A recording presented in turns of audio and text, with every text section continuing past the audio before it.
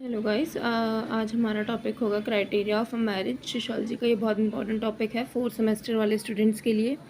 इस टॉपिक के ऊपर जो क्वेश्चन है ये सीधा सीधा हर बार एग्जाम्स में आया है, क्राइटेरिया ऑफ मैरिज और a mate selection. So we started a topic. Criteria of a mate selection. In the traditional marriage practice in India, marriage was considered not only true union between members or opposite sex, but they link each other families, kin, group and communities. Elder played an active role in marriage of their children.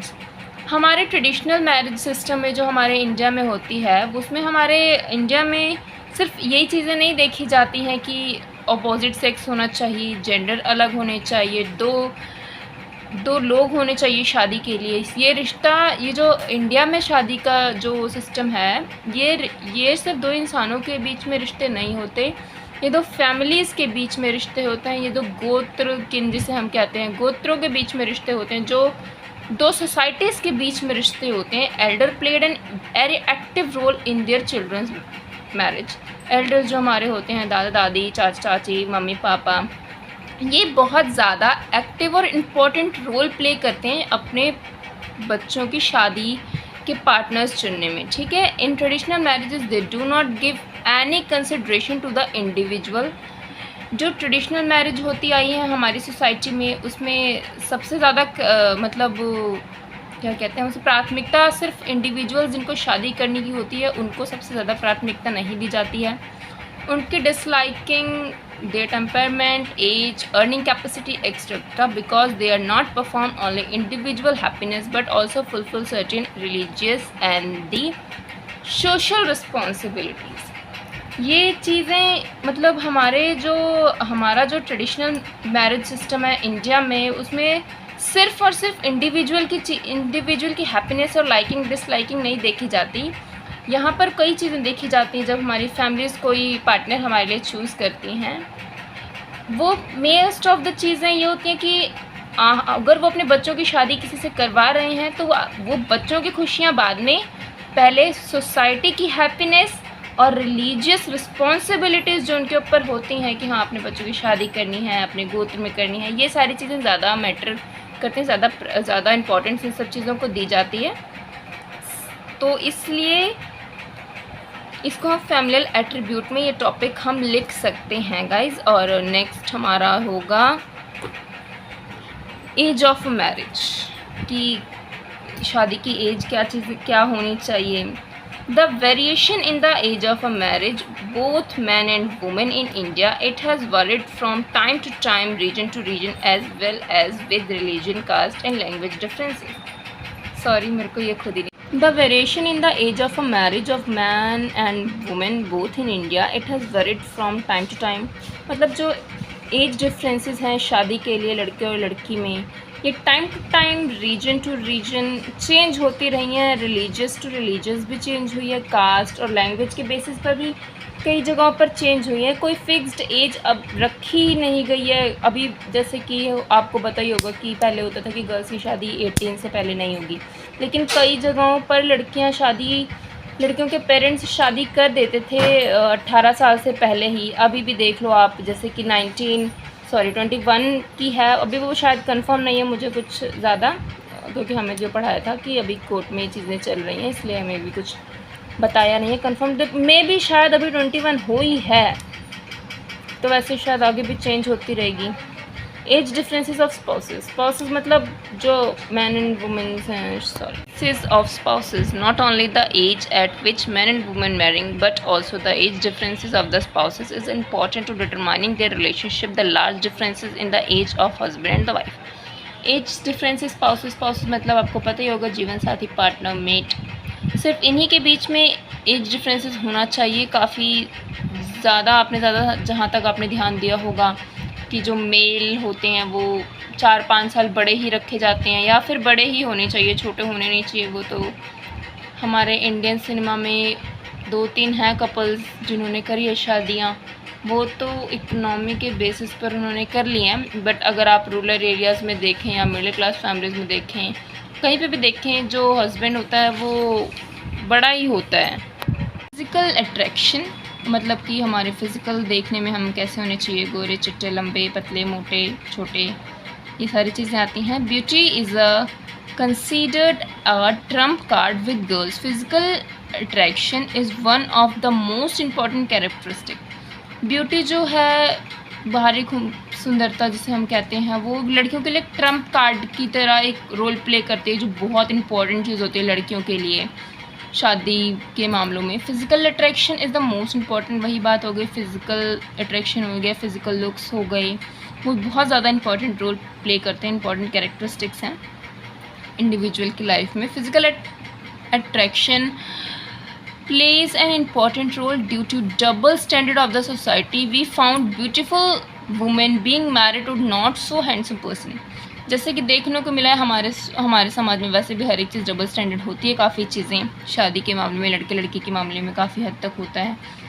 तो इसमें ये चीज़ बताई गई है कि beauty जो है वो बहुत इंपॉर्टेंट रोल प्ले करती है, सिर्फ लड़कियों के लिए, लड़कों के लिए नहीं। आपने बहुत जगह ऐसे देखे होंगे, जोड़ियाँ ऐसी बहुत देखी होंगी, बहुत ऐसे कपल्स देखे होंगे जहाँ पे लड़की तो बहुत सुंदर होती है, लेकिन उसका जो हस्बैंड होता है, उसका जो पार्टनर होता है, वो बहुत ज़्यादा स्मार्ट या स्मार्ट नहीं होता। बस ये ब्यूटी का जो है वो सिर्फ लड़कियों के साथ ही खेली गई ये चीज़ें, बॉयज़ के साथ कोई वो नहीं है। फोर्थ है पॉइंट कैरेक्टरिस्टिक्स, मतलब कैरेक्टर्स नहीं, कि कैरेक्टर होता है एक पर्सन का, जैसे कि वो चीज़ बहुत इंपॉर्टेंट है। If a person does not have a good moral character, then it is difficult to find him or her to accept it as a marriage partner. अगर सामने वाले या सामने वाली का कैरेक्टर बहुत अच्छा नहीं है, उसको किसी चीज़ की तमीज़ नहीं है, चाहे लड़का हो चाहे लड़की हो, उसको मॉरल सेंस नहीं है, गुड मॉरल कैरेक्टर नहीं है, तो हम बहुत मुश्किल होता है एक इंसान को अपना पार्टनर बनाना, या तो हम ढूंढ ही नहीं पाते वैसा पार्टनर की, मतलब ढूंढ तो हम लेते हैं, लेकिन कैरेक्टर अच्छा नहीं होता तो हमें उसके साथ गुजारने में बहुत प्रॉब्लम होती है, चाहे लैंग्वेज वाइज उसका कैरेक्टर ख़राब हो, चाहे जैसे भी हो। Fifth point education.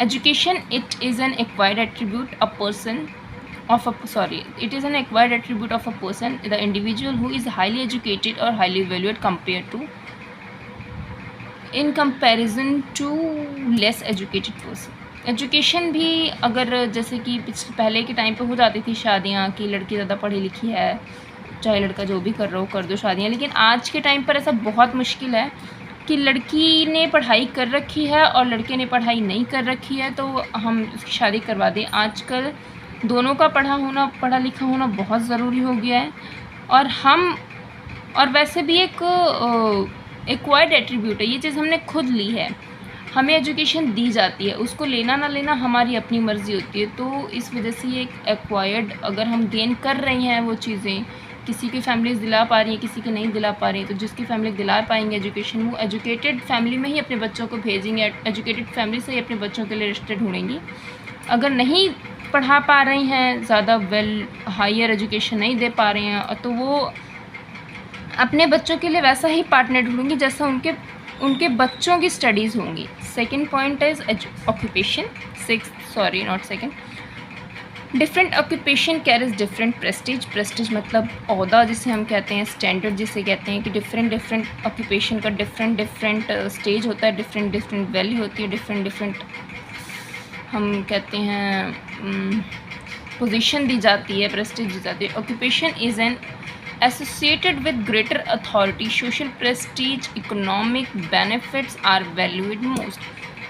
ऑक्यूपेशन बहुत ज़्यादा ग्रेट अथॉरिटी पे रखा गया है सोसाइटी की तरफ से, बहुत अच्छी प्रेस्टीज दी जाती है जिस तरीके का जिसका काम होगा, इकोनॉमिक बेनिफिट्स होता है जिसको हम बहुत ज़्यादा वैल्यू देते हैं। Second last point, seventh point is income. It determines the standard of living. A person with a high income is expected to live a high comfortable life of living and with his partner. Income जिस तरीके की हमारी income रहेगी, हमारा standard of living वैसा ही रहेगा। अगर किसी की बहुत ज़्यादा हायर कंफर्ट जोन में वो रह रहा है, बहुत ज़्यादा स्टैंडर्ड मेंटेन करके रह रहा है, बहुत हाई लिविंग फैमिली में रह रहा है, तो उसके लिए आप पार्टनर भी वैसा चूज़ करेंगे जो हाई लेवल स्टैंडर्ड की लाइफ जी रहा हो या हाई लेवल स्टैंडर्ड में रहता हो। The last point is temperament. Temperament मतलब आप सबको पता ही होगा, होप सो, तो पता ही होगा. The individual nature temperament. Temperament is the individual nature. Temperament and overall personality are important, which are considered at the time of marriage. Personal nature and behavior helps in having a smooth and happy married life, whereas a person with short temperament are not able to adjust with their parents and their partner's family. Their partners and their families. Temperament मतलब कुछ लोग होते हैं short tempered होते हैं, उनको बहुत जल्दी गुस्सा आ जाता है, जैसे कि मैं हूँ, कभी कभी बहुत जल्दी आ जाता है मुझे गुस्सा. तो अगर कोई इंसान है बहुत छोटी छोटी बातों पर गुस्सा हो रहा है ना, तो वो इंसान सामने वाले की फैमिली के साथ एडजस्ट करने में और अपने पार्टनर के साथ एडजस्ट करने में उसको बहुत प्रॉब्लम होगी. लेकिन अगर कोई इंसान का नेचर और बिहेवियर बहुत अच्छा है, बहुत स्मूथ है, उसे फालतू की बातों में गुस्सा नहीं आता है, तो उसकी एक हैप्पी मैरिड लाइफ होगी और एक स्मूथ लाइफ उसकी चलेगी in comparison to short tempered person. Thank you so much. The topic is over right now. Next chapter की वीडियो मैं जल्द ही बनाऊँगी. आई होप सो आपको मेरा पढ़ाना अच्छा लगा हो, और प्लीज़ अगर नहीं भी अच्छा लगा तो प्लीज़ लाइक एंड सब्सक्राइब कर दीजिए. मगर वैसे भी मेरी ये पहली वीडियो है. Thank you so much.